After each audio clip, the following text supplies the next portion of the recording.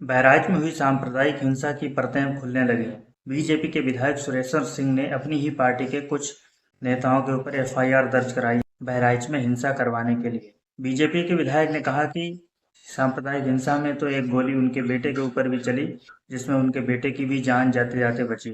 BJP के विधायक सुरेश्वर सिंह ने भाजपा युवा मोर्चा के अध्यक्ष अर्पित श्रीवास्तव सहित 7 लोगों के खिलाफ एफआईआर दर्ज कराई है।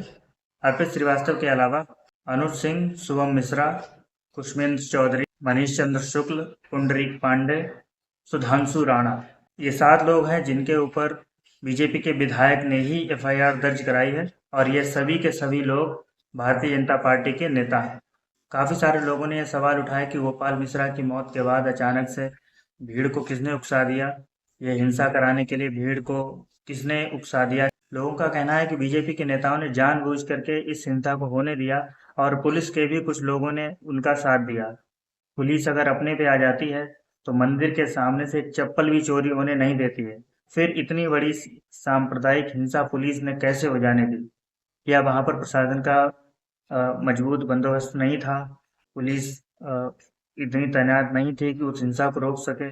अखिलेश यादव ने भी पुलिस के ऊपर और योगी सरकार की नीति के ऊपर सवाल उठाए हैं। अखिलेश यादव ने कहा कि ये बीजेपी ने जानबूझ करके हिंसा होने दी ताकि चुनाव में उनको इस बात का फायदा मिल सके।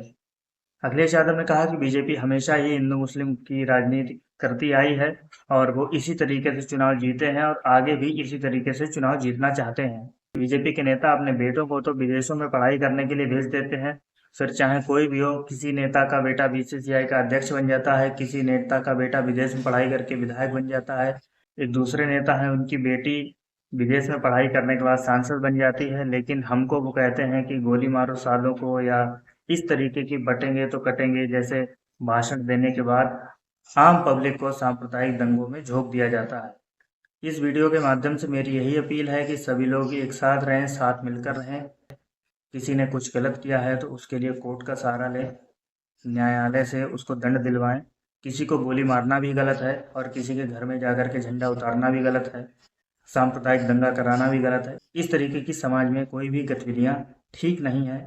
सभी को एक साथ मिलकर के ही रहना चाहिए। जय हिंद, जय भारत।